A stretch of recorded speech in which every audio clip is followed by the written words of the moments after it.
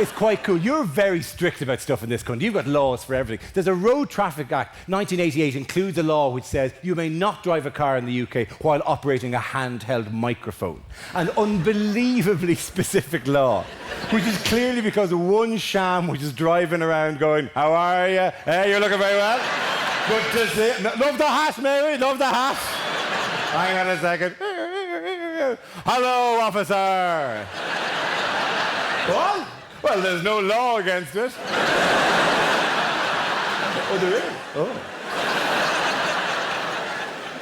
And now there is a law against it, because you're terribly prescriptive in this country. You think things are all legal or illegal. That's the way it works for you. And there's a line, bang, that's good, that's not good. Not the way we do things in Ireland. In Ireland, we have a greater appreciation of the greyness in the human condition between the white and the black, of the arbitrary, of the vagueness, of the fuzziness of human behaviour. There are 3 states of legality in Irish law. There is all this stuff here, which comes under, that's grand.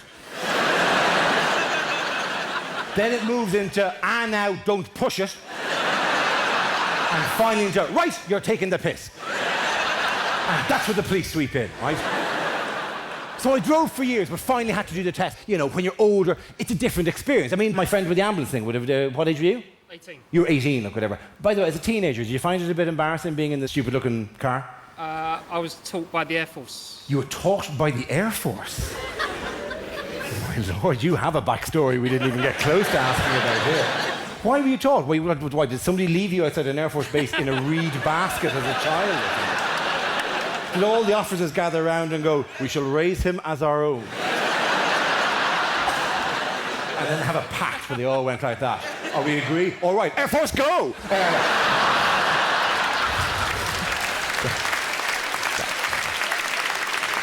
That does make them sound like a gay crime-fighting team, some description. Air Force, go, go, yeah! Sorry, you were taught by the Air Force? Yeah. Was it actual cars, or was you taxied planes up and down, and then they'd like on runways and the lights would stop and you'd have to sit in your F-14 jet and then find the bite spot, find the biting point in the jet. Now indicate where's the blind spot of the jet is everything over the wing over there, right?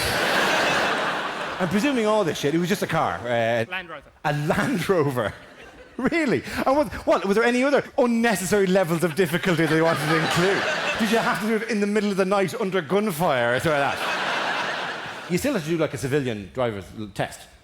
Civilian driving test, yeah. But did you go in like the Land Rover? Yeah. Was it like, you know, Ford Escort, Ford Escort, Ford Escort, Land Rover, Ford Escort, Ford Escort? So which car would be yours? Man dressed head to toe in camouflage gear and wings? Take a wild guess. Okay, can you read out the registration number? Yes, it's KILLU. Go. Where are we?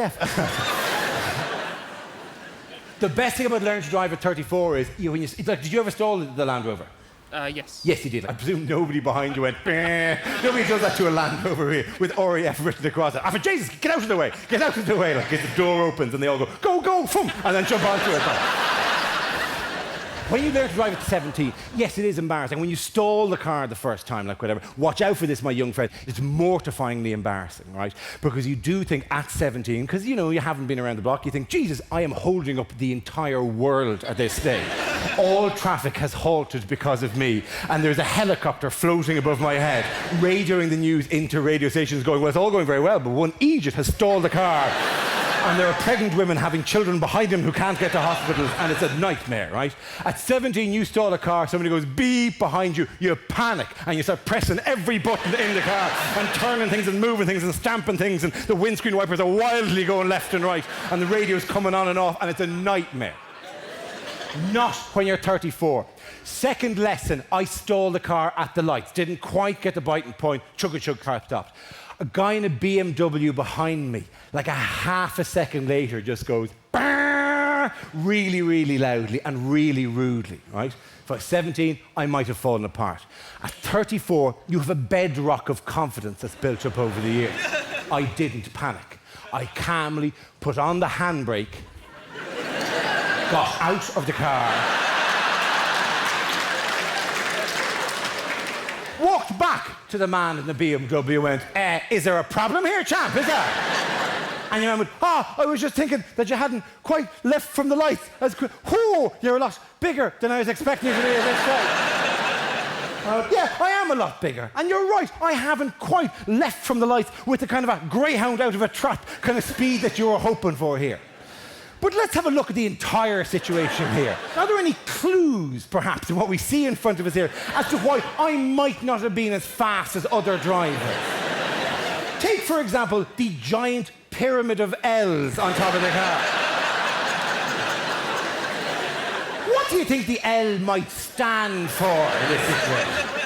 Does it mean, warning, driver is lackadaisical and may need to be reminded of the urgency of your trip? Or does it mean, hey, the guy in this car is louche and likely to be sitting there going, I do not like this green.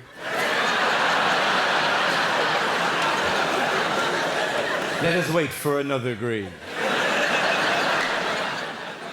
So satisfying to be able to do that. And then you think of all the other things that at 34 you'd love to go back. Any of those ridiculous run-ins you had as a 17-year-old, whether with your first boss or with people in your class, any time when you came out lesser and now you realize, geez, I didn't have to put up with that. Or women with the best will in the world, you're wonderful creatures. But Jesus, you scared the shit out of me at 17.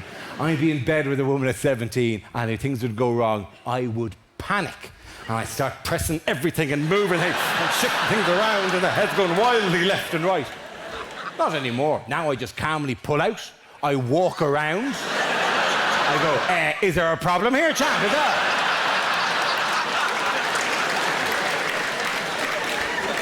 Yeah, I was just thinking, you're a lot smaller than I was expecting you today. Hi, this is Dara Ó Briain. This is my YouTube channel, so subscribe and like to get more funny clips.